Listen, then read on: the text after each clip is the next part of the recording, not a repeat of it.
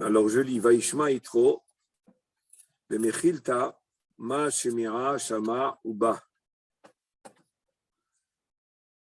Dans la Mechilta, par rapport au mot Vaishma Yitro,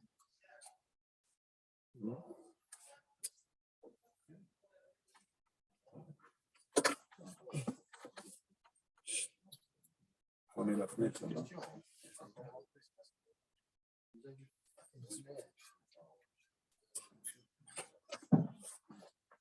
Vaishma Yitro,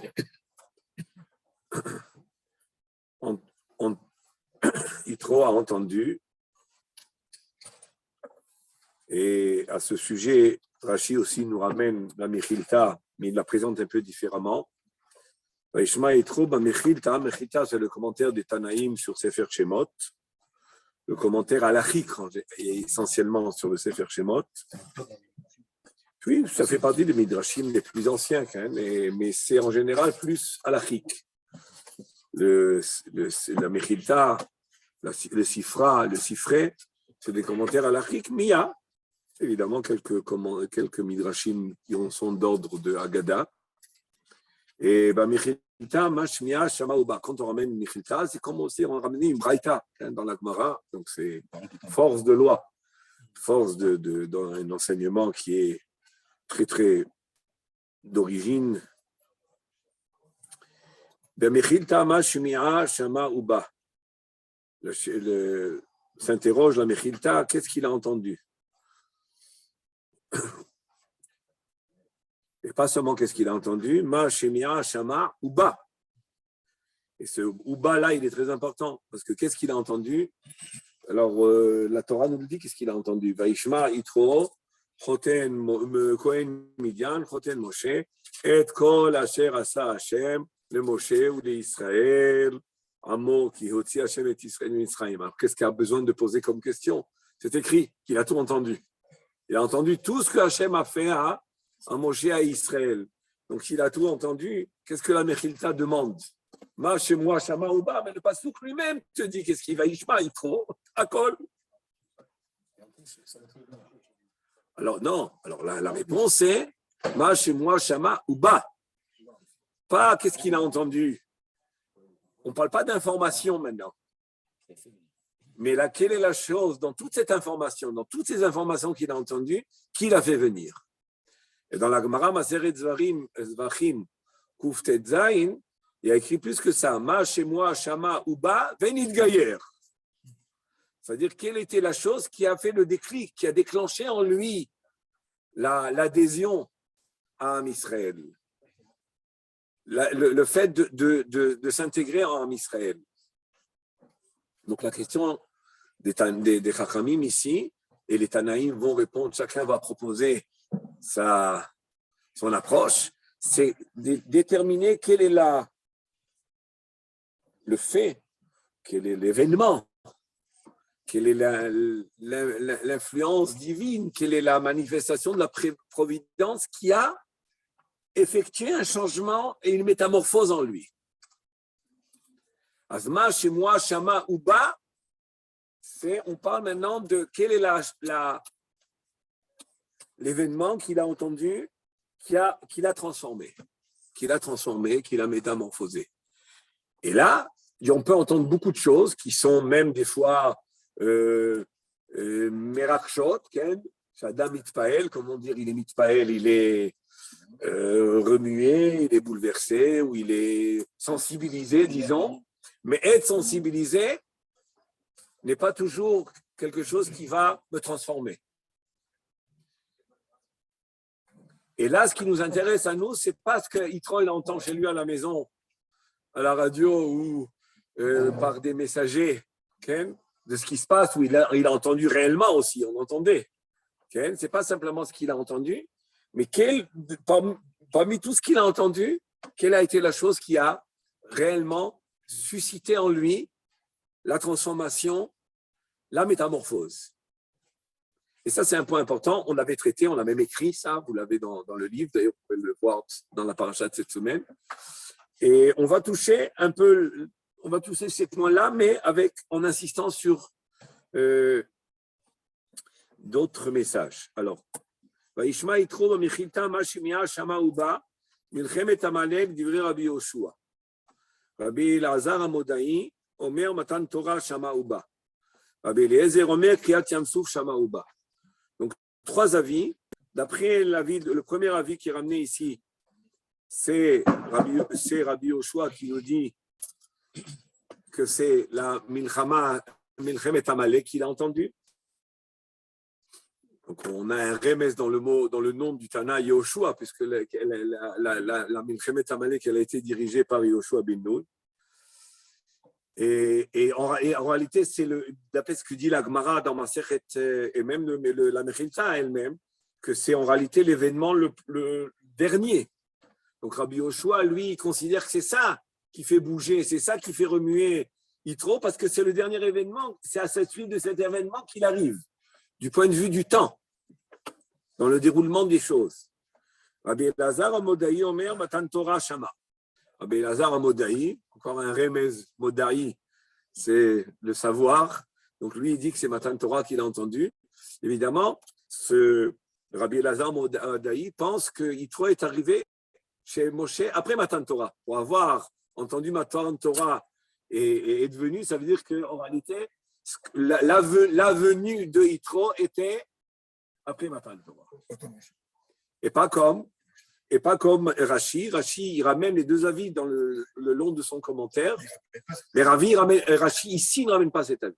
Alors que par ailleurs, on a l'impression que Rashi, oui, il tend à penser que, par la suite, juste un peu après, que Yitro est arrivé après Matan Torah. Surtout qu'il va dire à Moshe Rabbeinu comment organiser le Mishpat et les Dayanim. Donc, a priori, qu'est-ce qu'il y a comme Mishpat et Dayanim avant Matan Torah? Bon, on peut donner toutes sortes de réponses. Mais en tous les cas, Rashi n'a pas ramené ça ici parce qu'il a été choshesh. Comme il y a une machloket, alors il n'a pas voulu rentrer dans cette machloket. Donc, il a ramené que les deux avis de Rabbi Yoshua et Rabbi Eliezer Omer Kriyat Yamsuf Shama. Donc, Eliezer et Ezria, nous a aidés. On était à la sortie d'Égypte, on avait besoin de Am Israël Tzorek, on est encerclé. Et Kriyat Yamsuf Shama Uba. Lehavin Pluktatam, pour comprendre quelle est la machloket. Finalement, tous ces faits ont eu lieu et Yitro, a priori, a tout entendu. Donc, quel est le problème? Quelle est la machloket? La réponse c'est que chacun de nos Tanaïm ici vont cerner quelle est la chose qui agit dans le cœur de Yitro. Qu'est-ce qui a agi pour le rendre ce qu'il était? N'oublions pas que Yitro, à la base, il était commère. Il était commère d'Avodah Zara. C'est-à-dire que c'était l'archevêque. Je sais pas. Je n'ai pas dit que c'était une commère. C'était un commère. Je n'ai pas dit que c'était une commère. C'était un commère.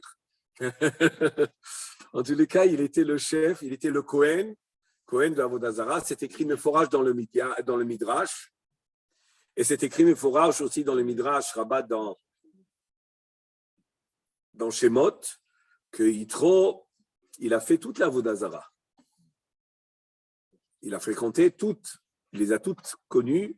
Donc c'était un commère, un archevêque pluraliste dans toute la Avodah Zara, ou alors il est passé d'une à l'autre.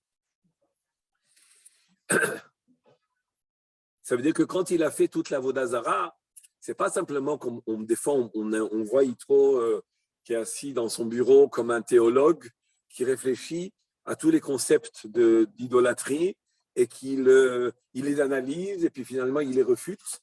Non, il les a servis. Il était le chef du service. Il était chef du Shirut Avodah Zara.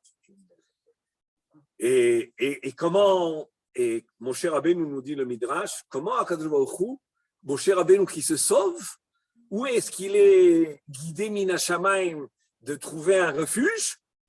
Chez le chef d'Avodah Zara. Comment Akadosh Baruch Hu permet une chose pareille? C'est la question du Midrash. Et la réponse est qu'après qu'il a fait toute la Avodah Zara Yitro, à ce moment-là, il a eu des hirure teshuva. il avait des Hirurei Teshuvah. Et quand est-ce que Moshe Rabbeinu est arrivé? Quand il était dans la phase de Hirurei Teshuvah. Et on voit qu'a priori de ce midrash-là, que le fait d'avoir des Hirurei Teshuvah, c'était une raison suffisante pour que Moshe Rabbeinu arrive chez lui. Et en réalité, non seulement Moshe Rabbeinu retrouve un refuge, mais Yitro va retrouver le guide finalement. Il était à la recherche du Hémet, mais quelle était la manière de rechercher le Hémet? C'était en s'investissant dans le shaker. Il était cholé l'auto, ça veut dire il éliminait. Chaque approche était éliminée, mais en la fréquentant. C'est ça la chose. C'est pas théorique, c'est pas dans la théorie, c'est dans la pratique. Il a fréquenté et il a éliminé. Il a fréquenté, il a éliminé. Il est resté en Hirurei Teshuvah. Et puis alors, il a dit à tous les gens de la contrée, écoutez, je suis vieux, choisissez un autre commère, choisissez un autre chef d'Avodah Zarah à ma place. Et il leur a donné tous les ustensiles d'Avodah Zarah.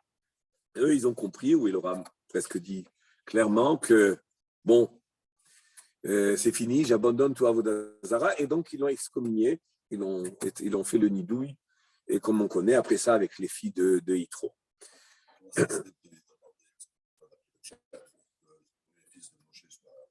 Oui, parce qu'il était en Hirurei Teshuvah, il était en phase. C'est ça c'est un sujet qui est très, très complexe. Pardon? Ah, demain? Si tu le commandes, peut-être. Si tu le commandes, c'est un sujet intéressant. Il y a un Mirtam Eliyahu qui touche ce point-là, et c'est très joli. Combien il rentre dans la finesse de qu'est-ce que c'est une influence de l'un sur l'autre. Le fait que Moshe reste dans ces contrées-là. Bon, il faudrait s'asseoir et en parler à tête reposée et se concentrer sur ce point-là. On voit que Yitro, il n'a pas fait ça en coup de tête. Et c'était très, très, très progressif. Et j'imagine que dans cette progression, il y avait encore toutes sortes de virements, non, et des hauts et des bas dans le ta'alir. Les avin pluktatam nire dîner le michilta vuva berashi shiva shemot nikreulo. Rashi ramène qu'il avait 7 noms, on les connaît, ils sont mentionnés dans Rashi. Le Rashi qui est du chapitre 18, Pasuk Aleph. Alors il ramène Sheva Shemot Nikreulo, Reuel, Yeter, Yitro, Hovav, Hever, Keni, Putiel. Bon, on lit ça, c'est une information intéressante, mais qu'est-ce que cette information-là finalement contient? Qu'est-ce qu'elle signifie? Qu'est-ce qui est insinué ici? Alors justement, il a 7 noms, très bien. En quoi qu'est-ce que ça vient insinuer? Alors, c'est vrai qu'il faudrait approfondir. Les Chachamim ont expliqué chaque nom, pourquoi il est appelé comme ça. Rashi explique, mais finalement, c'est parce que tu es devenu un Ger Tzedek, un général, un Ger Tzedek, il a un nom nouveau. Et lui, il a 7 noms, et puis certains noms qu'il garde d'avant. Donc, qu'est-ce que ça... Il y a une chose qui a changé, c'est qu'au lieu de s'appeler Yeter, il est devenu Yitro. Donc, la seule chose qui a changé, il avait déjà, a priori, le Vav. Alors, on continue.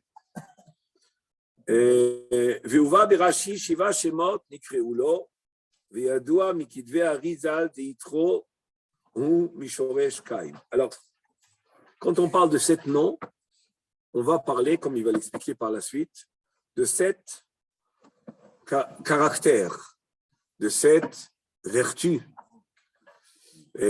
Puisqu'un nom, il représente l'essence de la personne. il représente une propriété de l'âme. Il représente, il reflète l'âme. C'est pour ça que c'est pas bien d'avoir deux noms. Ou alors, c'est bien si on sait qu'il y a il y en a plusieurs propriétés qu'il faut nommer. Hein. Des fois oui, des fois non. En tous les cas, on voit de Yitro et de Moshe Rabbeinu qu'il n'y a pas de problème d'avoir plusieurs noms. Au moins ça, on le voit. Alors, Viadoua Mekidve Arizal de Yitro Mishoresh Kain Vechen Mevoar Bekatuv Ki im yeh levayech Kain Vehever Hakeni Nifrad Kain. Le Arizal nous a dévoilé à la base du Zohar HaKadosh que Yitro, la racine de Yitro est, j'ouvre une parenthèse parce que j'ai quelque chose que je voulais dire que je n'ai pas dit, c'est que quand on parle de métamorphose, on parle de celui qui a connu et servi toutes les Avodah Zara et finalement, sa descendance vont mériter de s'asseoir Belishkat Agazit, comme la Gemara dans Sanhedrin nous dit que Bnei Banav shel Yitro yashvu Belishkat Agazit. C'est-à-dire ils étaient assis comme Dayanim dans Sanhedrin. Et entre-temps, on avait appris dans Sefer Shoftim que les descendants de Yitro, on leur a voulu leur donner une part à Yericho bien grasse de terre, des terrains bien riches. Et ils ont refusé. Ils ont préféré aller dans les déserts de Yehuda, de Midbarot Yehuda, étudier la Torah chez Otniel ben Kenaz, qui était le premier prophète, qui était le frère de Caleb ben Yefouné, et qui a lui été Talmid Chacham Atzum. Donc on voit que la descendance de Yitro est réellement une métamorphose. Elle exprime la métamorphose de celui qui était Oved, toute la Avodah Zara, et qui est devenu finalement, qui a une descendance de Tzadikim Gdolim vers Israël. Quels chevettes ils sont intégrés? À part les descendants de Moshe qui sont des Lévites. Ils sont. Je ne sais pas s'ils sont inclus. Non, ils sont inclus dans Israël comme tous les Guérim. Les Guérim n'ont pas de chevet. Il y a un autre qu'on voit plus tard à l'époque de Yirmiyahu, un avis qui s'appelle Yonadav ben Rechav, qui est descendant aussi. Bon, il y a Yael qui a tué Sisra, qui est descendant en tout cas son mari, Eshet Verakeni, mais c'est la suite de Yitro. Et on a aussi Yonadav ben Rechav, qui était qu'Akadosh Baruch Hu dit à Yirmiyahu, fais du moussar à Israël. Quel est le moussar? Les enfants, les Yonadav ben Rechav, ils avaient comme sur eux un minhag plus qu'un minhag, une anhaga, de ne pas boire de vin. On ne boit pas de vin. À cause des fautes, peu importe, on ne va pas rentrer maintenant, on ne boit pas de vin. Et alors, il y a Yirmiyahu, va, propose-leur du vin. Propose-leur. Et il mêlé à l'épreuve, et il reste solide. Il dit, va dire à Israël qu'ils apprennent de Yonadav ben Rechav combien eux, ils sont fidèles aux enseignements de la famille, et c'était des descendants de Yitro. Donc on voit combien les descendants de Yitro sont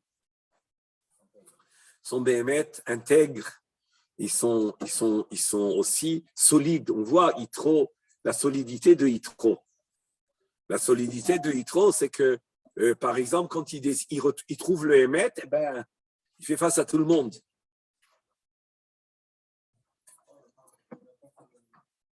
Bravo.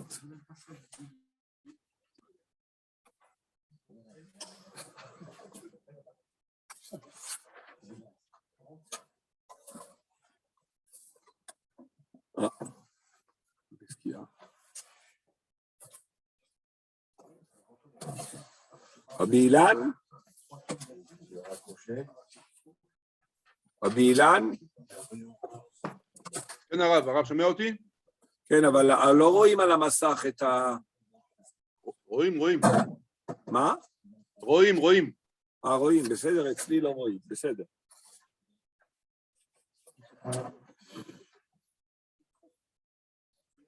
Alors, on voit donc la métamorphose de Yitro entre celui qui a connu, qui a examiné, qui a analysé et qui a fréquenté toute la Avodah Zara. Il était même le chef, le commerce, si tu veux.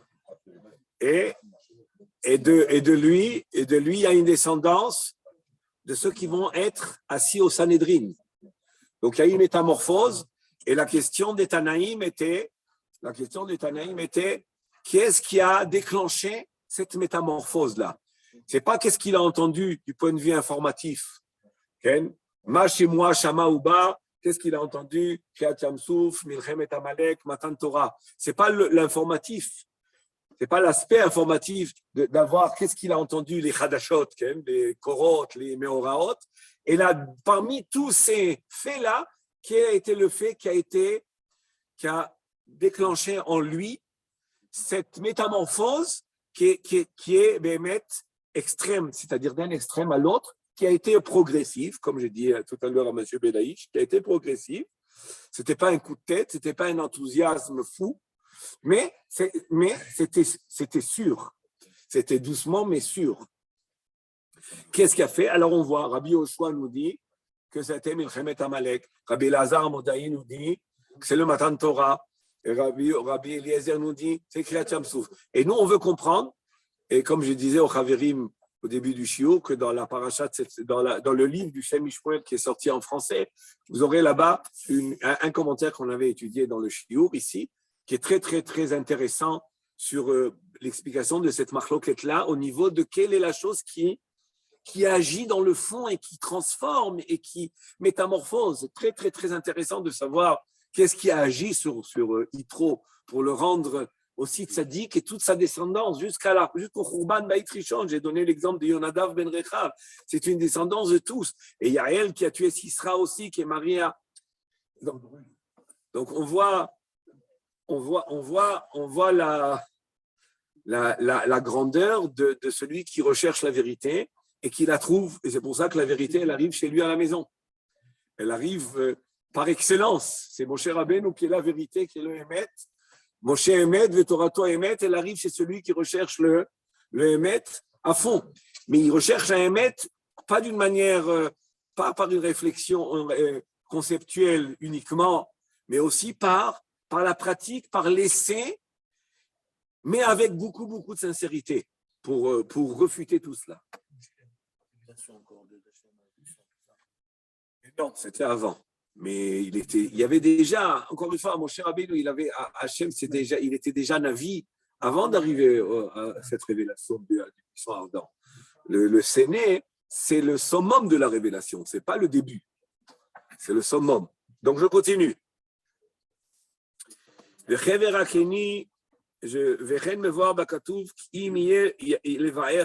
nous ramène un passouk dans Sefer Shoftim, dans le parashat Balak, où qui mié levaer Kain, où on voit que Kéni, c'est qui Kéni? C'est Yitro et sa descendance sont associés à Kain. C'est un remez comme quoi Yitro a comme racine, quelle est la racine de son âme? Kain, le fameux Kain. Et c'est les mêmes lettres, Qui mié levaer Kain. Et aussi dans Sefer Shoftim, Vechevera Kenin Ifrad Mikain, dans la Milchama avec Dvorah, c'est-à-dire Barak, Ben Noam, contre Sisra, on voit Chevera Kenin Ifrad Mikain. De là, le Harizal a vu une allusion au fait que Caïn, qui était le mal engendré par Adam Arishon, ce mal-là, qui était concentré en Caïn, il va être réparé quand? Chez qui il va être réparé? Chez Kéni. Caïn va être réparé chez Kéni. Qui c'est Kéni? C'est Yitro. Alors il explique. Vine Bezora Kadosh, Caïn ou Kinadem Savata. Dans le Zohar, c'est écrit que Caïn, c'est un Ken aussi. C'est quoi un Ken? Un nid. C'est un nid de l'impureté. Le Zohar Kadosh explique que quand Adam Arishon a fauté, il a fauté à la suite de l'intervention du serpent. Le serpent est venu et a mis son venin, entre guillemets, ce n'est pas un venin comme on connaît, mais c'est en réalité l'impureté, le mal, les tendances à la passion et à l'orgueil. Il les a infiltrés, il les a introduits chez Chava. Quand on dit qu'il a eu une relation, quand on dit le serpent, il a eu une relation avec Chava, ce n'est pas kipshuto, une relation dans le sens où, dans la mesure où il a eu une influence, vous savez qu'une influence, c'est un mariage. Rabbi Nachman, il a dans l'Ikouté Moharan un grand Itchachasut, c'est-à-dire qu'il parle énormément à Nachash Ishiani. Ishiani, c'est la chante Nisuin, c'est les lettres Nisuin. C'est-à-dire que quand j'écoute une etza de quelqu'un, si c'est une etza qui a une influence dans le sens, dans le bien ou dans le mal, pas une etza qui est stam, un conseil dans la vie qui est neutre dans les choses de la vie, mais quand il s'agit d'un conseil qui t'entraîne ou au bien ou au mal, ben c'est un mariage avec la personne qui m'a conseillé. Ça veut dire qu'il y a un chibour. Quand je dis mariage, ça veut dire qu'il y a un chibour. Donc, Chava, l'Avdil, Chava qui a reçu du Nachash, elle en réalité, quand on dit qu'il est venu, il s'est approché d'elle dans le sens où elle a été finalement influencée, et pas seulement influencée, mais les propriétés du Nachash sont passées en elle, et la tendance. Et cette tendance-là au mal, qui comprend le meurtre, c'est puisque le Nachash, il voulait tuer Adam et Chava, finalement. Il veut leur entraîner la mort. Donc, ce mal-là, qui s'est introduit chez Chava et chez Adam, il va être engendré et il va passer chez qui? Chez Caïn. Le bien de Adam Rishon, plus ou moins, il est passé chez Hevel, mais il est surtout passé chez qui? C'est Chet, parce que Hevel, c'est mitigé. Hevel, il n'est pas le plus grand sadique non plus, mais ça va passer chez Chet. Mais Caïn, lui, il concentre en lui tout le mal que le serpent a introduit chez Chava et qui est passé chez Adam Arishon. Et ce mal-là, évidemment, qui comprend toutes les tendances de l'homme. Parce qu'il faut savoir que Caïn, il a fait toutes les avérotes, les shlosh avérotes achamurot, quelles étaient les 3 fautes graves qu'il a fait. Ben, il est allé avec la sœur jumelle de Hevel, Baal Tuamato chez Hevel. Quand il a refusé son korban, qu'est-ce qu'il a dit? Il n'y avait pas les lois de la Torah, mais la théoma, elle est considérée comme la femme qui est destinée au théom. C'était comme ça. La jumelle, elle est faite pour son frère jumeau. C'était comme ça. Il est Baal Théomato, ça on le voit. Okay? Même les Shvatim, il y a un avis qui dit que qui étaient les femmes des Shvatim, Reuven, Shimon, c'était leur sœur jumelle. C'est-à-dire qu'Abjoukou, il a créé un monde où en réalité, voilà, on met ensemble. Le zivouk est préparé, il n'y a pas besoin de shidouchim. Le shidouch, il est inné. On a un shidouch inné. C'est pratique, ça. Ça dispense de beaucoup de...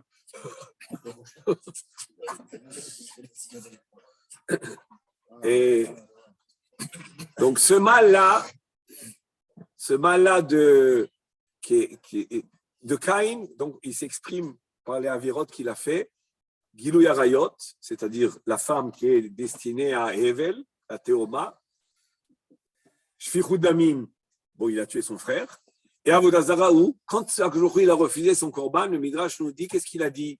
Caïn, il est sorti furieux et en colère, les din et les dayan. Il n'y a pas de din et il n'y a pas de juge. Tu reprends pas, tu n'acceptes pas mon korban, il n'y a pas de juge. Et ça, c'est la kfira. C'est-à-dire, de là est né la Avodazara.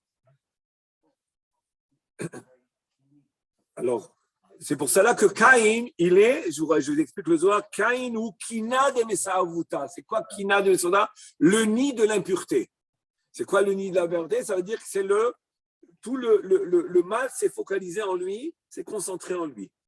Viesh lomar apirouche, beze deita betikune Zohar, Alkan Tzipor Digdusha, Betabanim, Em Chasidim, Giborim, Mare Torah, Chozim, Neviim, Tzadikim, Chasidim, etc. Le Tikkuné Zohar, je l'aurais lu, je l'ai même ouvert pour vous le lire, mais je ne veux pas qu'on s'attarde trop parce que je vois qu'il est un peu tard. Alors, le Tikkuné Zohar nous explique la mitzvah de Shiluach Haken. C'est quoi cette mitzvah de Shiluach Haken? La mitzvah de Shiluach Haken d'envoyer l'oiseau pour pouvoir prendre les œufs ou pour pouvoir prendre les frochim, les oisillons. Et qu'est-ce que c'est que cette mitzvah-là? Bon, on connaît plusieurs approches à cette mitzvah, mais l'approche du Zohar est en réalité, c'est de représenter la réalité, la situation qu'on a quand la Shrina elle est éloignée de nous. C'est-à-dire que la Shrina elle est loin de nous, la Shrina est appelée notre mère. Et du fait que la Shrina est éloignée de nous, il faut que nous, on se mette dans ces situations-là, qu'on réalise ces situations où la mère est éloignée de ses œufs et de ses oisillons. On doit faire cet acte représentatif de l'état de la Shekhinah. Et quand on renvoie la mère, elle crie. C'est un cri, hein, on l'entend ce cri-là. C'est un cri qui est il est foudroyant, si tu veux. C'est un cri foudroyant d'entendre la mère qui crie. Mais pourquoi on le fait?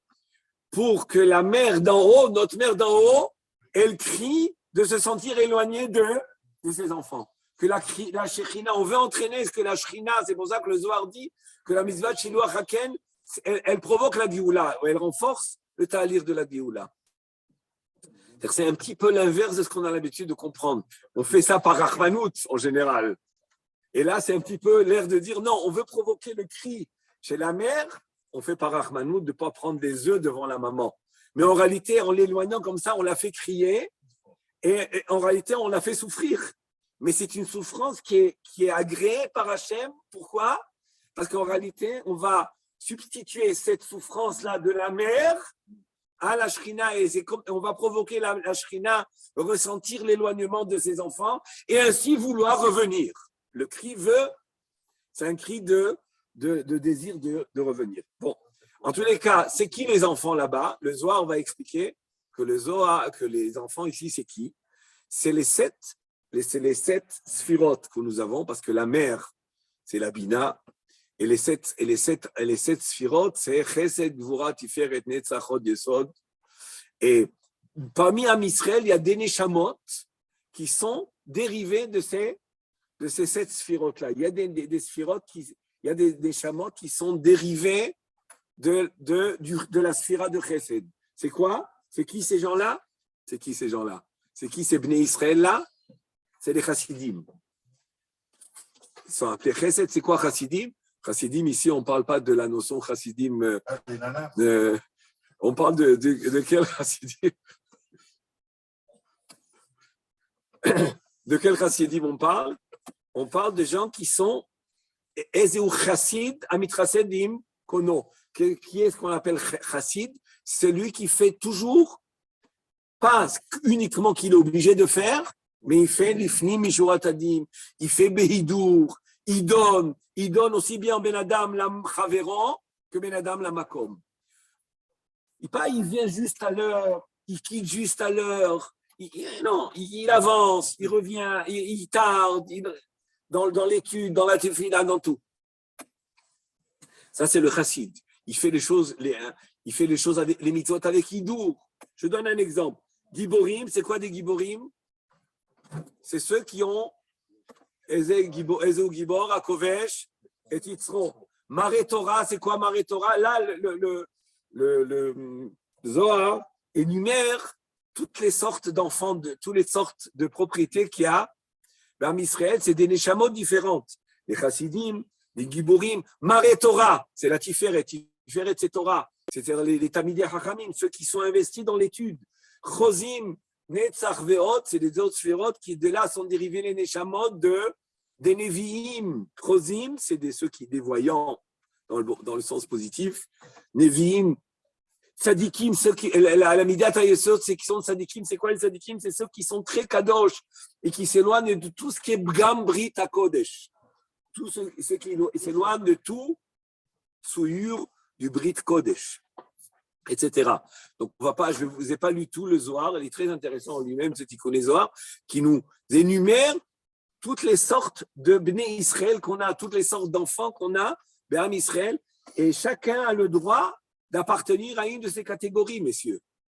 Mouraï de Rabotai. C'est-à-dire qu'il faut chacun se retrouver où j'appartiens à qui? Au chassidim, au vrai chassidim, qu'on a dit, au chassid, un chassid est là, Mishimit chassidim kono, ou aux giborim, ceux qui sont chazakim sur les Rbosh et Tayetzer, Maré Torah, ceux qui sont investis dans l'étude. Chacun appartient. Tout le monde fait tout, hein? Tout le monde doit faire du chesed et tout le monde doit étudier la Torah. Mais il y a ceux qui sont plus, qui appartiennent plus, qui adhèrent plus, qui sont plus investis. On sait qu'Akhlokhu, il a fait dans le monde tout ce qu'il a créé. Il y a un parallélisme entre les forces de la Kedusha et les forces de la Sitra Acha, qui sont les forces du mal. Et ce parallélisme est que en face d'une Mida Kedusha, il y a toujours une Mida inverse. De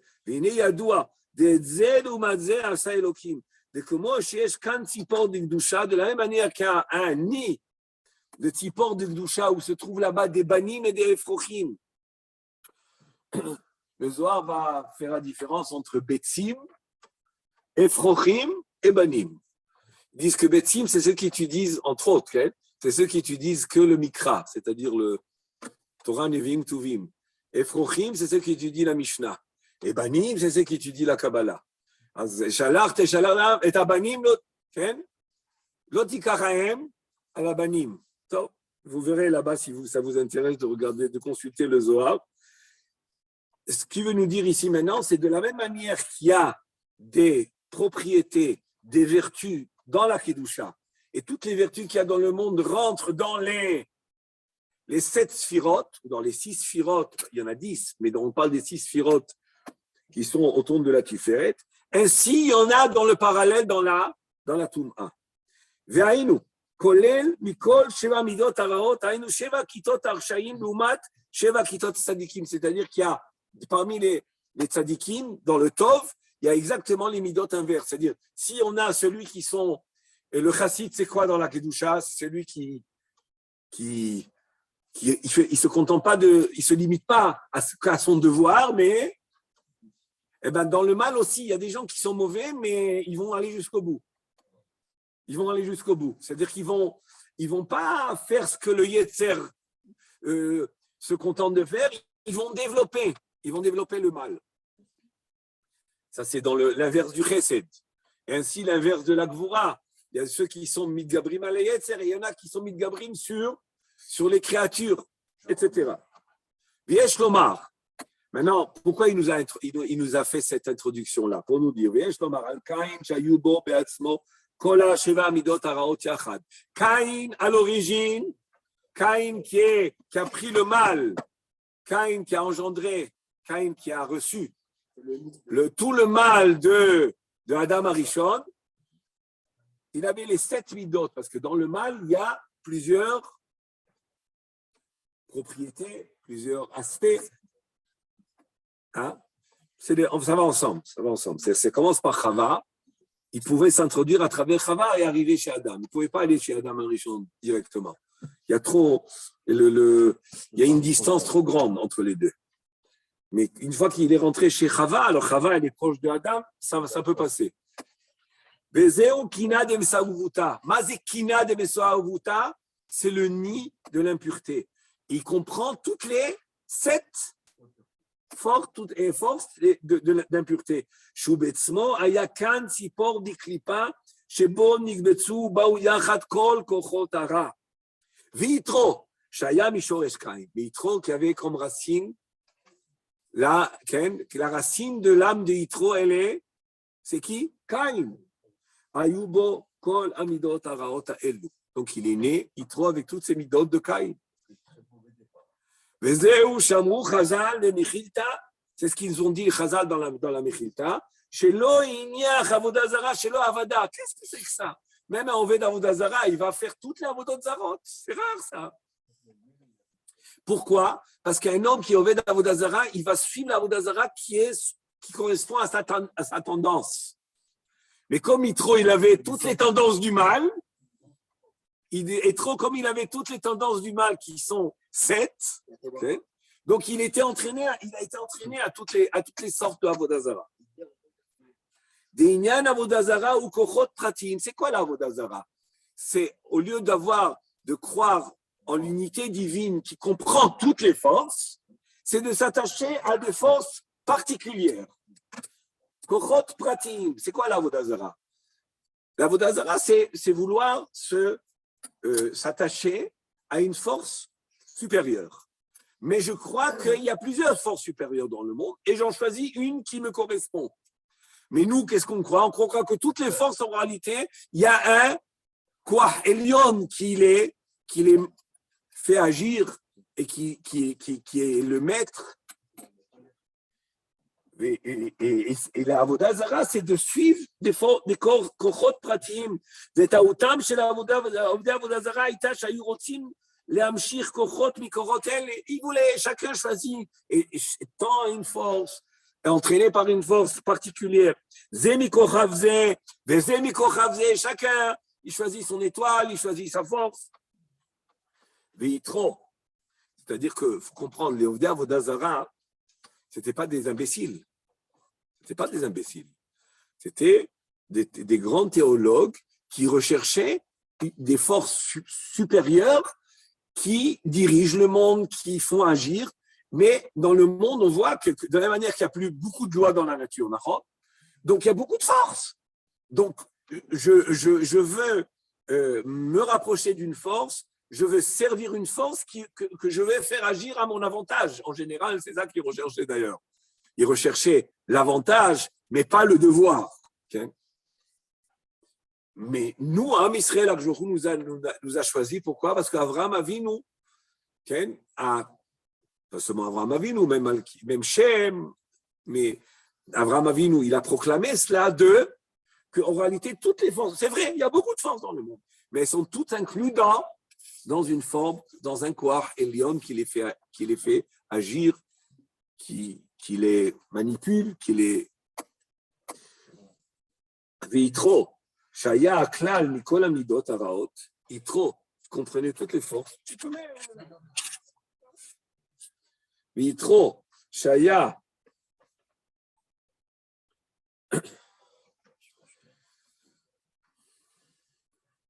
Aklal, Mikol Amidot Araot, Lachen Lo Inyach Avodah Zara Shelo Avada. Pourquoi? Parce qu'il avait toutes les tendances du mal, donc il était entraîné à toutes les forces,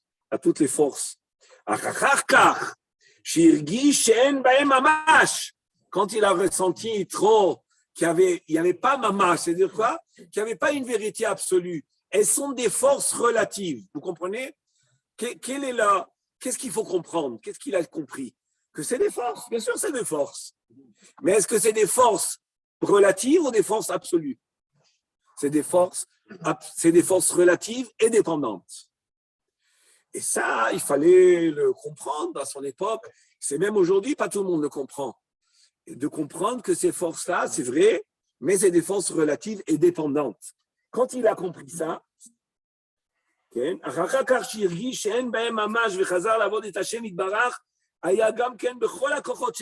quand il a compris qu'il y avait une force suprême, il a utilisé toutes les forces qu'il avait en lui et il les a dirigées vers il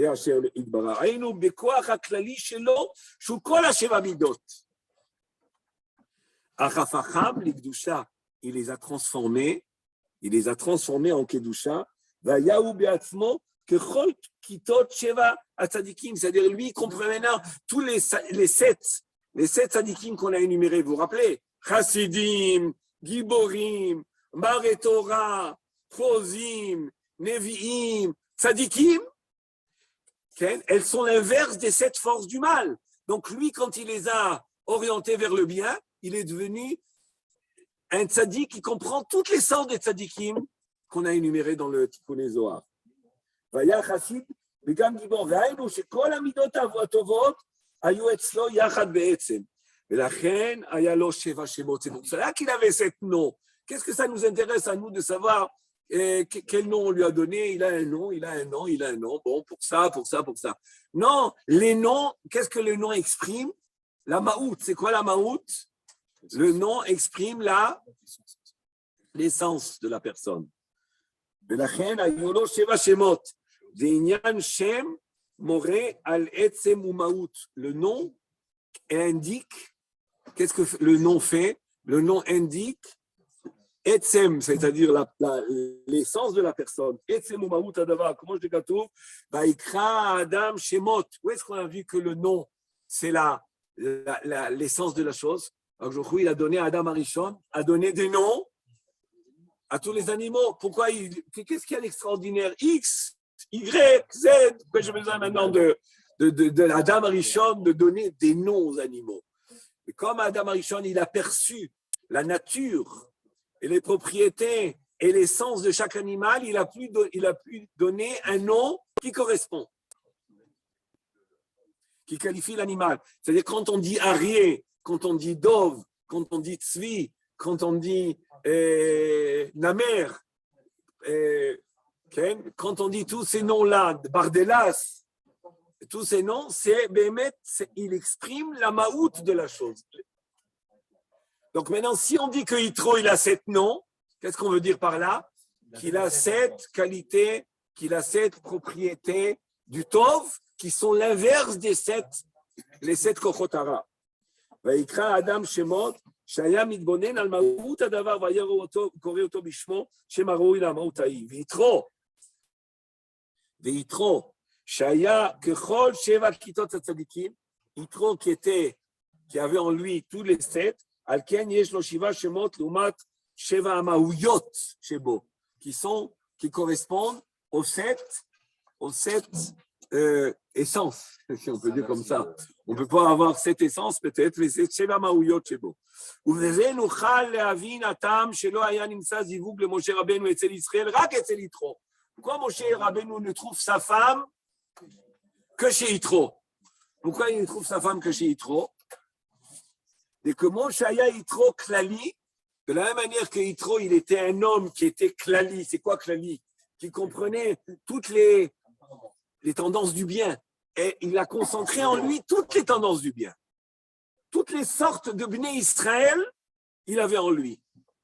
De comment Shaya Yitro Klali, Ken Aya Moshe Rabbeinu Alav Shalom, Shaya Shakul Keneged Kol Israël. Moshe Rabbeinu, il était Shakul, c'est-à-dire qu'il était équivalent à tout Israël. Vechen Matzinu Moshe Rabbeinu, Shaya Lo Shivo Shemot. Moshe Rabbeinu aussi, il avait 7 noms. Comment j'ai gâté au Midrash Rabbah? Dans Midrash Rabbah, il y a même énuméré 10 noms. Mais on sait qu'il y a 10 sphirotes, donc ça ne nous dérange pas. Que ce soit 7, que ce soit 10, ça rentre dans le cadre.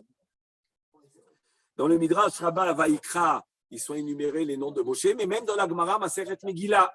La Gemara Masechet Megillah, Perek Rishon, Daf Yud Gimel, Yudalet, là-bas, on énumère les noms, les différents noms de Moshe Rabbeinu. Al-Kochar, Basher ou Klali. Et tout ça pourquoi? Du fait qu'il était général, Aya Zivugo Gam Ken Tsareliot Klali. De même que Moshe, il était un homme qui comprenait tout Israël, qui comprenait toutes les tendances du bien, il ne pouvait trouver une femme que chez qui avait toutes les tendances. Ou Bezor Akadosh, Ihu Tzadik Vehi Tzadek. Et dans le Zohar Akadosh, il est écrit que Moshe Rabbeinu est Tzadik, et Tzipora, la femme de Moshe, qui est la fille de Yitro, était Tzadeket. On veut sous-entendre qu'elle avait en elle les qualités et les vertus de son père Yitro. Pardon? Il était bien aussi, qu'elle a vu l'ange. Oui. Elle a vu, elle a agi. Elle a agi. Ou Israël, loya nimsa ish klali kamou. Il n'y avait pas en Israël un homme aussi général que Moshe Rabbeinu. Chez Israël, dans les Bnei Israël qui avait, c'était la diversité. Chassidim levad, Giborim levad, Tzadikim, Maré Torah. Aval Moshe Rabbeinu, il est l'homme qui comprend toutes les sortes de personnalités. Toutes les sortes de personnalités. ואף שמי שזכה באחד מהם זכה בכולם. בכל מקום שיהיו כולם יחד בעצם באיש אחד, לא היה נמצא בישראל כמו ש... C'est vrai que quand un homme il a une des qualités, il a un potentiel toutes, mais ce n'est qu'un potentiel. Mais arriver à réaliser en soi toutes les midotes, ça c'était que Moshe, et c'est pour ça qu'il a été hébergé par Yitro, et c'est là-bas qu'il va trouver sa femme. Pourquoi? Parce que Yitro, il était Matzah minet mino. Matzah minet mino. ועל כן נצטרך להיות דיווגו מיתרו שהיה כללי כנ"ל. ובזה מיושב מה שהקשק כבוד קודשו, mon père, il avait une coucha, il nous dit le Shem Ishmael, על מה שכתוב חותן משה, on l'appelle יתרו חותן משה. Alors, en Kouva la Guérim, on sait qu'il n'y a pas de lien de parenté avec des guérim. Est-ce qu'il y a un lien de parenté avec un guerre? Alors comment tu dis qu'il est son beau-père? C'est pas son beau-père, puisqu'il trop c'est un guerre, donc il n'est pas le père de sa femme. Si c'est un guerre, c'est pas le père de sa femme, c'est un père biologique. La père de sa fille, pardon. Oui, non, la père de la femme de Moshe. Si c'était converti avant que Moshe. Je sais pas comment. Non, ben. Comment elle fait Bon, la vérité, j'ai une remarque, enfin, c'est une remarque. Disons que c'est pas une coucha qui me dérange trop, parce qu'en réalité, même en Israël, ils ne sont pas encore convertis. Donc, on est encore dans le domaine de Bnei Noach. Donc, on n'a pas reçu la Torah, et la conversion, quand est-ce que c'est fait pour les Bnei Israël? Matan Torah, pardon. Oui, si c'était après Matan Torah, c'est bon, c'est vrai. S'il est venu Yitro après Matan Torah, alors tu l'appelles Choten Moshe, parce qu'il y a deux avis quand même. Alors, si tu l'appelles, là, il y a la coucha, comment Yitro, il arrive après Matan Torah, tu l'appelles Choten Moshe, mais il n'est pas Choten Moshe. Non, mais ça, une question. Yitro, d'après ce que vous dites, il avait fait déjà entièrement Tchouva à l'époque où Moshe a quitté l'Égypte. Or, dans la paracha Yitro, on a l'impression que la Tchouva, c'est maintenant, c'est après après Milchamat Amalek, après Kitat Souf. Quel Tchouva de plus la phase? Non, j'ai ramené un midrash que quand le midrash pose la question, comment ça se fait que Moshe Rabbeinu se sauve, il arrive chez Yitro, alors que Yitro était au Avodah Zara. Le midrash Rabbah répond que Yitro, il avait déjà essayé toutes les Avodah Zara et il avait arrivé à la conclusion que c'est Sheker, et il avait déjà des Hirorei Tchouva. Donc le Midrash dit pourquoi Moshe Rabbeinu il est hébergé par Yitro, pourquoi là-bas il trouve son miklat, son refuge, parce que Yitro il était déjà en phase de Tchouva. Et la question de ce qu'on dit maintenant dans Rashi, qu'est-ce qu'il a entendu pour venir? C'est pas pour faire Tchouva, mais qu'est-ce qui va faire le déclic et le transformer de mal en bien? Et on ne parle pas maintenant simplement d'adhérer à un Israël, on parle de devenir le commère de Avodah Zara et d'avoir une descendance qui vont s'asseoir au Sanhedrin. Donc cette métamorphose-là, c'est ça que les Tanaïm veulent mettre le doigt, chacun veut mettre le doigt. Qu'est-ce qui a fait ce déclic-là? Qu'est-ce qui fait cette métamorphose-là? Il aurait pu dire, bon, moi, j'aime les Juifs, je vais faire les Shiva Mitzvot Bnei Noach, je vais me convertir. Mais on ne parle pas maintenant de conversion seulement. On parle maintenant d'une descendance de tzadikim gmourim. On parle d'un passage d'une extrême à l'autre. Chez Moshe, on ne voit pas la descendance. Pardon? En plus. D'après chez Mishroel, si Yitro, il a vu en Moshe qu'il avait les 7 midot. Donc il a vu à quel moment ça? À quel moment pour le donner à sa fille? Moshe, quand est-ce qu'il est. Ouais. À quel moment il a pu voir ça? Non, c'est Yitro, il a vu que. Non, c'est pas Moshe qui a vu. C'est que pourquoi il a emmené Moshe chez Yitro, c'est tout. C'est pas pourquoi Yitro il a choisi. Moshe, Yitro il est entraîné. Yitro il a rencontré les filles de. Moshe il a rencontré les filles de Yitro, il les a sauvées. Ça c'est à Ashgacha qu'il arrive chez. La question est pourquoi par Ashgacha Moshe il arrive chez Yitro. Est-ce quelle est la question? Alma shekatuv choten Moshe, alors en kurva la guérim de kekatan chez Nolad Dami, avec un guerre, c'est comme un enfant qui vient de naître. Donc, il n'a pas de lien de parenté. Ou le anal nicha, la raison pour laquelle un guerre, il est katan, chez Nolad Mishum, dans le palais de Pharaon. Ils étaient tous les deux, ils étaient. Alors, ça ne veut pas dire qu'on peut dire. Il était. Mais non, mais ils étaient déjà en contact avec. Je ne sais pas s'il était en contact, oui. Bon, il était conseiller. Il était avec Bilham et Yov, il y avait trois conseillers. Et Bémet, il était déjà, on voit déjà un début de positif chez Yitro, puisqu'il se sauve, il ne veut pas du tout qu'un Yov s'est tué. Bilham a enfoncé plus, il a renforcé, et il s'est sauvé. Mais le fait qu'il s'est sauvé, ça ne veut pas dire que quand mon cher Rabbeinu va lui se sauver, il va atterrir chez Yitro. Il est arrivé par la Shekha. Il n'a pas donné ses coordonnées. דהנה התם שגר הוא כקטן שנולד, משום שסילק את עצמו מכל בחינותיו ונטפל ונספח על בית ישראל. Un guerre, il est comme s'il naissait. Pourquoi? Parce qu'il a, il a quitté tous ses antécédents. Venitpal, venispach al bet Israël. Machem ken Yitro, lui, il ne s'est pas adhéré simplement à Israël. Quand on dit qu'un guerre, il est comme si qu'il naissait, parce que voilà, il est rentré maintenant dans Israël, donc il est nouveau. Donc son ascendance, toute son ascendance n'a pas de valeur. Mais lui, Machem ken Yitro, d'où lo alach mimaout shelo, rak kemo shehu b'maouto. Yitro n'a pas quitté son essence, il a transformé son essence.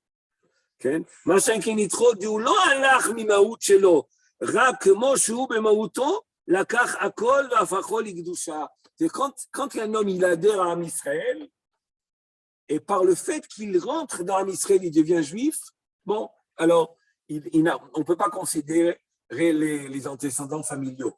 Mais quand, c'est pas par l'adhésion, c'est pas par la rentrée dans Israël, c'est par la transformation en lui-même du mal en bien. C'est une transformation intérieure qu'il a fait. Là, on peut parler de lien de parenté antécédent. Bon. Et en même temps, c'est fille. Bon, ça, c'est à mon avis un point qu'il faut méditer. Mais je veux revenir au vif du sujet.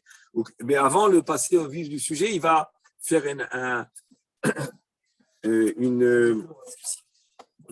un enseignement sur Shabbat avec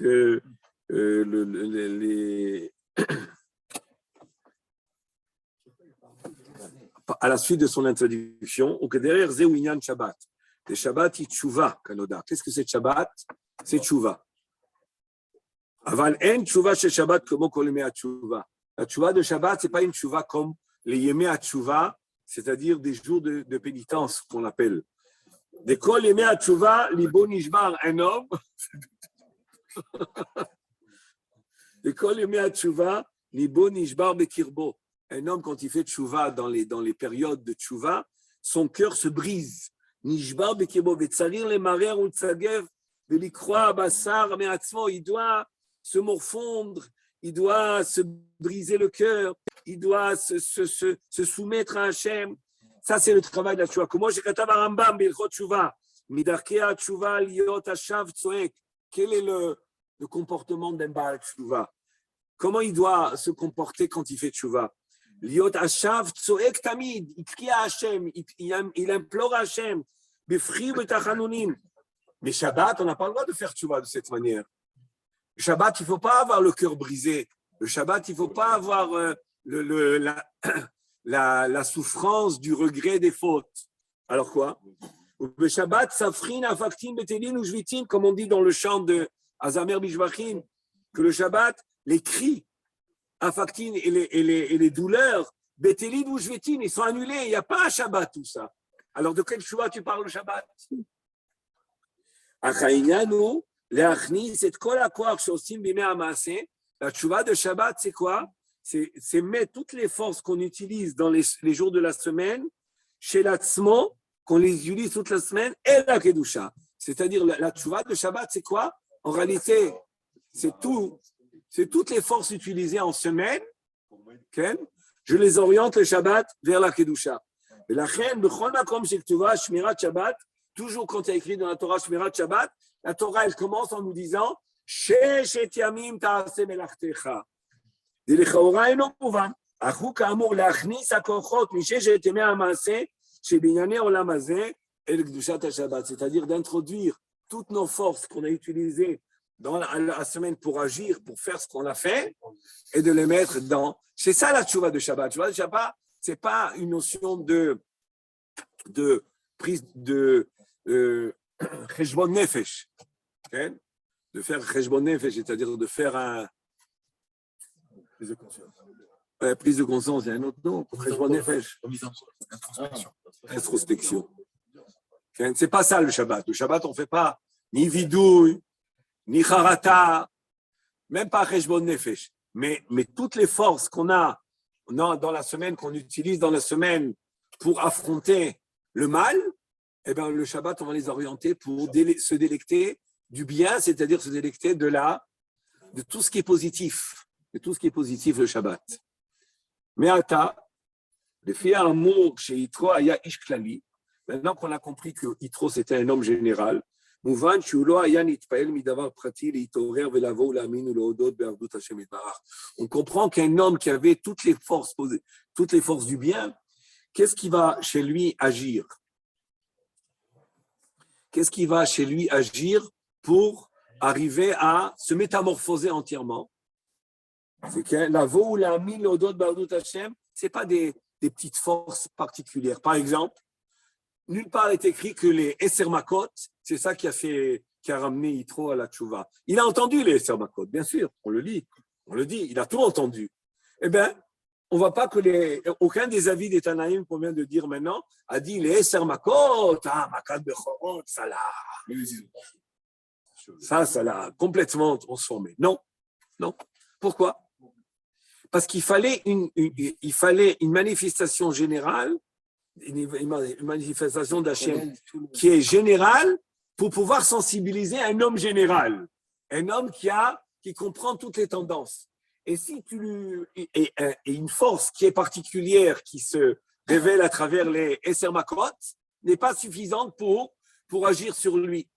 Alors, ce qu'il dit ici, mais attends, le fi amour chez Yitro היה איש כללי מובן שהוא לא היה נתפעל מדבר פרטי להתעורר ולבוא ולהאמין ולהודות באחדות השם יתברך. Ça, le Maharal de Prague, dans Gourarié et dans Gvurot Hashem, aussi il va dans ce sens-là.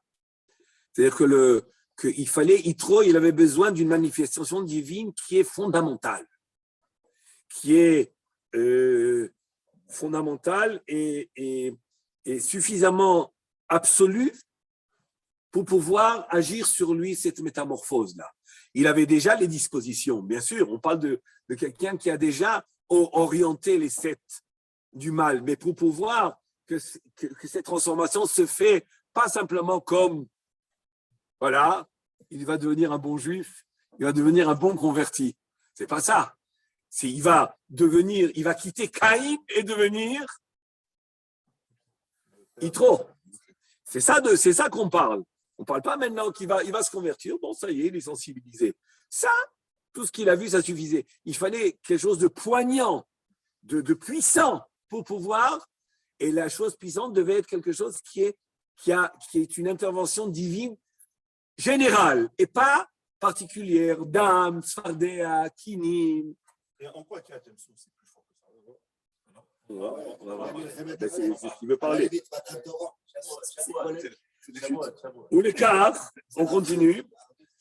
לא היה נתפעל מדבר פרטי להתעורר ולבוא להאמין להודות באחדות השם יתברך, רק גם כן מדבר כללי. ולכך סובר רי, qu'est-ce qu'il pense Rabbi Yoshua? מלחמת עמלק. Des שבע מלכי כנען, Rabbi Yoshua lui pense qu'est-ce qui a transformé Yitro? C'est là, מלחמת עמלק. הם שבע המידות הרעות. les sept malchei Kenaan, on en a 7, Achiti, Émori et Périsie, Akenaani, Achiti, Émori et Périsie, aussi Yigashi. Les 7, c'est 7 forces du mal, Sheva Midot Haraot, Amalek ou Reshit Goïm. Mais qui c'est Amalek? Reshit Goïm, Amalek. Amalek, Il comprend toutes ces midot. il comprend, quand on dit Reshit, c'est Roche. C'est quoi Roche? Il est la racine des 7 forces du mal. Ou Bechen ou Al-Gaben, c'est pour ça qu'il se trouve au-dessus de Velachen, le Kachwa Mafrid Al-Keska, étant donné qu'il se trouve au-delà des 7, c'est pour cela qu'il est, lui, le Mafrid, c'est lui qui sépare, c'est lui qui fait écran entre Hachem et le monde. Étant donné qu'il se trouve au-delà des 7 midot, la reine ou amastir est à or chez l'alma d'Itkassia, chez l'olaïr be'alma d'Itgala. C'est pour cela qu'il cache la lumière cachée. C'est quoi alma d'Itkassia? C'est la lumière divine haute. Il la cache chez l'olaïr be'alma d'Itgala pour qu'elle n'éclaire pas dans ce monde. Qu'est-ce qu'on dit sur Amalek? Yad al-kes, ya milhama al-Adonai ba'amalek midor dor. Yad al-kes, c'est quoi kes? Ça devrait être qui c'est. Non, on fait allusion à quoi? Quel est le mot kes? Kes, c'est qui souille. Qui souille, qui yad al-kes ya, c'est-à-dire que Amalek, il est le qui souille, il est le qui souille de Yudke, qui fait qu'il n'est pas Yudke Vavke. Étant donné qu'il est le qui souille de Yudke, c'est pour ça que c'est pas Yudke Vavke, parce que il sépare le Yudke du Vavke. Le Yudke, c'est quoi? C'est la lumière divine originelle. Et le Vavke, c'est l'émanation divine dans le monde. Le Vav et le He, c'est l'émanation divine dans le monde. C'est là-bas où il vient maintenant. Maintenant, où se situent les 7 midot? Dans le Vav et He. On sait que Vav, c'est 6, et le He, qui est la dernière sphira, qui est Malchut, donc c'est la 7e. Le Vav, c'est les Vav et He, c'est les 7, alors que le Yudke, c'est Chochma Bina, et de là, on a le Keter. Mais lui, il se situe où? Où il vient à Amalek? Il vient se poser, il vient entre le Yudke et le Vavke, de ne pas permettre au Yudke de... Et on sait que le Yudke, qui est le Yud, il a aussi le Kot. Le Kot, c'est le Keter. Le Yud, c'est Chochma, le He, c'est Bina, et le Kot, c'est le Keter. Donc, ces trois-là, Yudke, c'est mettre la lumière divine originelle, alors que le Vavke, qui sont les 7 midot, sont l'expansion, c'est la lumière d'Hachem qui s'étend. כל כך מילים בלשון הקודש, אפשר לנחש כמעט הכל, לא?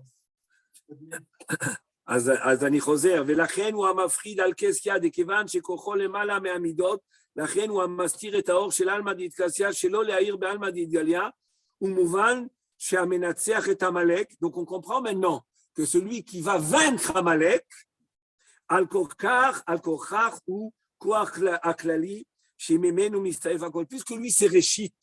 Donc c'est une force qui entrave et qui cache la face divine dans le monde. Donc est-ce que c'est une force particulière ou c'est une force générale, Amalek? C'est klali, c'est général. Pourquoi? Parce que c'est lui qui ne permet pas la diffusion et l'émanation de la divinité dans le monde. Donc ça, quand Yoshua bin Nun, Vayahalosh Yoshua et Amalek, Yoshua il a affaibli Amalek, et c'est ça qui permet la lumière divine de nouveau d'apparaître. C'est ça qui va faire ces transformations c'est ça qui va sensibiliser Yitro. On comprend que Am Israël qui va arriver à affaiblir, qui va arriver à vaincre Amalek, ou Koach Klali, c'est une force générale, mais ce n'est pas Am Israël, c'est Akadosh Baruch Hu qui va finalement, puisque la guerre d'Amalek dépendait des mains qui étaient dirigées vers le ciel, et ce n'est pas seulement les mains, c'est les cœurs, puisque Chazal Omrim, le Shah, chez Israël, Meshabdim et Libam. Bechi Adav shel Moshe, Osot Milchama, Oshovot Milchama, est-ce que c'est les mains de Moshe qui faisaient la guerre? Non. C'est pour signifier que si les cœurs sont Bezman chez Israël, Meshabdim et Libam, Laviem Shema Shamayim, Az, Akadosh Baruch Hu, ils arrivaient à vaincre. Uman de Amar. Donc on comprend maintenant que, étant donné que Yitro, il est une force de tout le bien, il comprend toutes les forces du bien, il a besoin d'une manifestation générale pour être sensibilisé, transformé et même métamorphosé. Uman de Amar Matan Torah Shama. ou bas. Et celui qui dit que c'est Matan Torah, c'est ça c'est le Matan Torah qui a déclenché chez lui. C'est lui c'est le Matan Torah qui l'a transformé. Al-Kocha des sauveurs chez la Matan Torah. On est obligé de dire d'abord que cet avis pense que Yitro est venu à Charé après Matan Torah. Le Torah ou Idavar Klali. La Torah est quelque chose de général. Sheba, Kol Klal HaMitziut, on sait que la Torah, elle comprend toute la réalité. Et comment Akjouchou, il a créé le monde? V'ibid Batorah ou bara et haolam. Donc, quand la Torah se dévoile, c'est pas quelque chose de particulier, c'est l'odavar pratique. La Torah, c'est le fondement de la création, c'est la base c'est le plan de la création. C'est le plan de la création, c'est le meilleur mot. Et comme c'est le plan de la création, donc là, Yitro, qui a toutes les vertus, il en est sensibilisé. Ouman de Hama Kriyat Yamsouf, Shamaouba. Maintenant, qu'est-ce qui se passe avec Kriyat Yamsouf? Je vous dis, Kriyat Yamsouf, Ayu Amakot, Beyad. Sur Chamesh Ezvaot, comme on lit dans la Haggadah, que au Kriyat Yamsouf, l'intervention divine, la puissance divine, elle a apparu dans toutes ses forces. Ce n'est pas le doigt Etzba, Elohim Hi. Mais elle est à ses 5 doigts, comme on le lit dans la Haggadah. Umakot Beyad, Shi Chamesh Ezvaot, Shi Aguda. Et on sait que le 5, c'est quoi? C'est une Aguda. S'il y a 5 personnes qui étudient la Torah, la Shrina est posée sur eux. Pourquoi? Parce qu'ils sont appelés Aguda. Aguda, c'est 5. Comment j'ai gâté au Pirkei Avot, ou Minaim Shebechamisha, Shenemar va'agudato al Eretz Yesada. Tu as Agudato al Eretz Yesada. Valdava. Va'agudato al Eretz Yesada. Va'agudato al Eretz Yesada.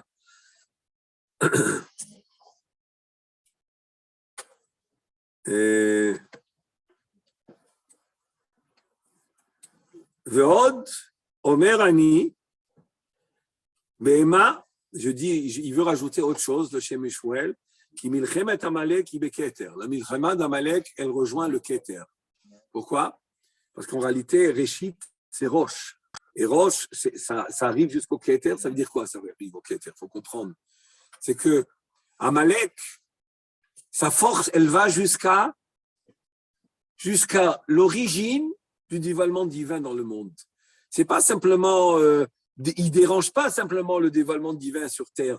Et lui, il veut atteindre et ne pas permettre aucun dévoilement de la divinité dans le monde.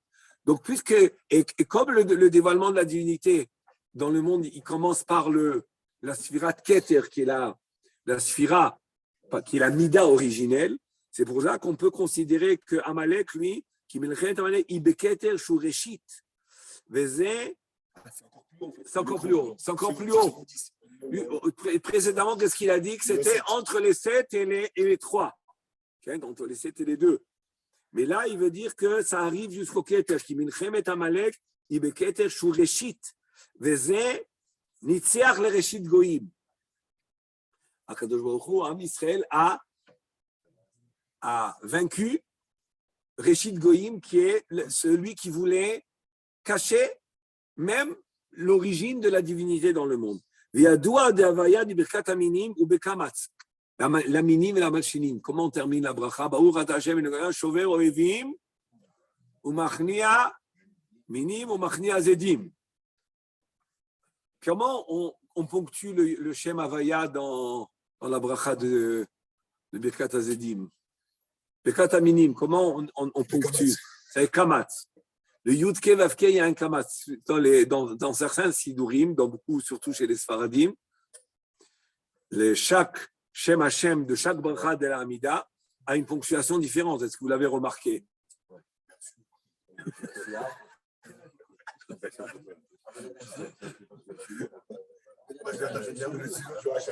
Ah, peut-être Eliaou, je ne pense pas, non.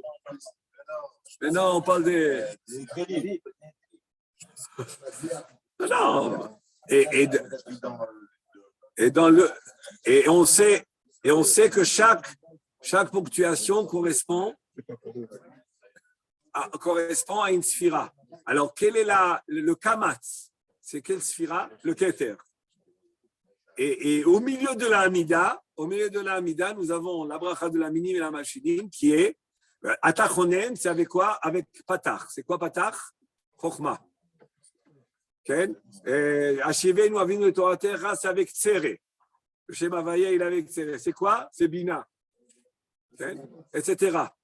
Alors, quand on s'adresse à Kadosh Baruch Hu, on veut qu'il émane vers nous à travers les sphirotes en question et qui sont désignés par la ponctuation du Shem Havaya. Alors, il est intéressant de voir qu'au milieu de l'Amida, quand on veut parler des laminim et la machinim, des rechaïm, des kofrim, des apikorsim, etc., quelle est la ponctuation? Kamatz, qui est le keter, qui est le plus haut. C'est étonnant.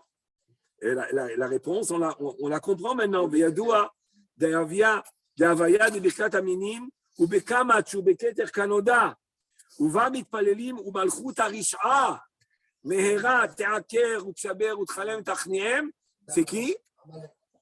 Amalek. C'est Amalek. C'est pour cela que, étant donné que Amalek, qui veut atteindre le keter, est là-bas, caché, le dévoilement divin dans sa racine, dans son origine, rien, on laisse rien. Pas un dévoilement divin jusqu'à un certain niveau, et en bas, que de jour il n'arrive pas. Non, on ne veut pas le laisser du tout intervenir dans ce monde. Aucun dévoilement. C'est une grande richoute, il faut comprendre de quoi il s'agit. C'est-à-dire qu'Amalek, il n'est pas simplement rachat, il est rachat dans le sens où il veut s'affronter à Hachem. Toi, tu veux te dévoiler dans le monde? Ben non. Je ne veux pas te laisser te dévoiler dans le monde. Mais il va boucher ce dévoilement-là, il va vouloir boucher ce dévoilement, où? Dans son origine, dans l'origine du dévoilement dans ce monde qui s'appelle le Keter. Et c'est pour cela que le Kamat, qui fait allusion à la sphira du Keter, c'est la ponctuation du Shem Havaya dans la minim et la malchinim. Ou Matan Torah, Kedai, hein? C'est un coup. On a fait ça. Non, mais justement, pas nous. Mais Khila Rav, Shalom, comment se fait-il alors qu'elle a été rajoutée, cette bracha, hein, et qu'elle n'était pas à l'origine, alors qu'elle constitue le keter le plus important? Parce que quand la force d'Amalek, elle a pris de l'ampleur à l'époque de Baït Sheni, quand elle a pris de l'ampleur à l'époque de Baït Sheni, c'est là que les Chachamim ont voulu qu'il y ait une tfila. C'est pas qu'il y a toujours eu ce problème-là. Hein, l'existence de Amalek à toutes les époques, il est Chas v'Shalom, une atteinte. Hein, il porte atteinte à l'origine, il veut porter atteinte à l'origine du renommement. Mais il est arrivé, mais quand il a la Pikorsut, il ne faut pas oublier que la Pikorsut et la Kfira, et c'est énormément amplifié à l'époque de Baït Sheni. Avant, il y a toujours eu des Rechaïm. Mais depuis le Matan Torah, ou même avant, depuis Avraham Avinu, ou peut-être même avant, jusqu'à Baït Sheni, il n'y avait pas réellement tellement le problème de Apikorsut et Kfira. Il y avait un problème d'Avodah Zara. Mais quand on parle de Amalek, c'est pas simplement, c'est plus haut qu'Avodah Zara. Amalek, c'est la Kfira. Et je ne vais pas dire athéisme, je ne sais pas si c'est le mot qui correspond à Kfira ici, mais en tous les cas, c'est réellement s'affronter à la divinité dans toutes ses dimensions d'émanation. Et au Baït Sheni, où elle a pris de l'ampleur, c'est-à-dire qu'en réalité, c'est manifesté la force d'Amalek en grand. Il n'y avait pas ça avant. Les Tzdukim, les Baïtoussim, tout ça, c'est venu plus tard. Et depuis le Baït Sheni jusqu'aujourd'hui, c'est une force qui est très grande. Et aujourd'hui, elle a un grand pouvoir, cette force. Amalek, il est très fort. L'athéisme, avec toutes les ramifications d'athéisme, et toutes les sortes, toutes les formes de Kfira et d'Apikorsut dans le monde. C'est pour cela que je réponds à Rabbi Avraham Kadosh qui m'a interpellé, c'est qu'en réalité, c'est à Baït Sheni qu'ils ont institué la minim et la machinim. Vous avez compris la question. Vous savez que c'est une bracha qui est venue plus tard, la minim et la machinim. Il n'y avait que 18 brachot. Ça, c'est la 19e. Pourquoi? Parce que la Apikorsut, qui est d'origine amalekite, elle a pris elle s'est énormément amplifiée. Et c'est pour cela que les Chachamim ont institué une bracha qui nous permet un petit peu de l'atténuer et de l'amoindrir. Ou Matan Torah ou Bechokma de Oraita, Bechokma il a. Alors que le Matan Torah, c'est pas Michiat Amalek, c'est pas Keter et c'est Chokma, puisque la Torah c'est la Chokma. Matan Torah ou Bechokma de Oraita, mais Chokma il a un lafkat, parce qu'on sait que la Torah, d'où elle vient la Torah? De Chokma Ilaha, de la sagesse divine. C'est quoi la Torah? La Torah, c'est pas simplement un code de loi ou des histoires du passé. La Torah, essentiellement, ça commence d'abord par la sagesse divine, par la chokhma divine. Et cette chokhma-là, elle est habillée dans le récit de la Torah. Elle est habillée dans les lois de la Torah. La Torah, c'est un habillement. C'est les vouches chez la chokhma, chez le mala. Mais la Torah, mais comment je vais me brancher aujourd'hui, depuis que la Torah elle a été donnée, comment on se branche avec la sagesse divine? À travers l'habit, okay? Le vêtement. C'est à travers le vêtement que je peux rejoindre la chokhma d'origine. Les Kriyat Yamsouf ou Bina Kanoda, on sait que la Kriyat Yamsouf c'est Bina, parce que c'est quoi la Bina? Bina c'est la Tchouva, c'est la Géoula, et la Bina c'est la force qui est celle qui appelle au retour toujours. La Bina, c'est la mère. La mère, qu'est-ce qu'elle veut? Que ses enfants retournent à elle. La Bina, c'est la mère. C'est la maman. Chokhma, c'est le père. La Bina, c'est la mère. Alors, la maman, elle veut toujours que ses enfants reviennent à sa matrice. Si elle pouvait les rentrer dans la matrice de nouveau, elle les rentrerait. C'est le désir d'une mère. Donc, la Bina, c'est la sphira qui, en réalité, qui attend le retour de ses enfants. C'est la tchouva et c'est la Géoula, qui est le retour. Le Kriyat Yamsouf, et c'est là où il y a en réalité, on arrive au summum de la Géoula. On a expliqué que la Géoula, à l'Edi Makot, c'était une Géoula qui était Bechitzoniout. Mais la Géoula de Bepnimiout, intérieure, elle s'est faite avec Kriyat Yamsouf. Et comprend bien quelle a été la machloket des Tanaïm.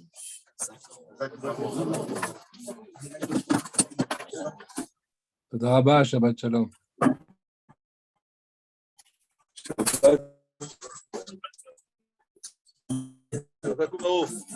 שבת שלום יעקב שמעוני, שבת שלום. שבת שלום יעקב.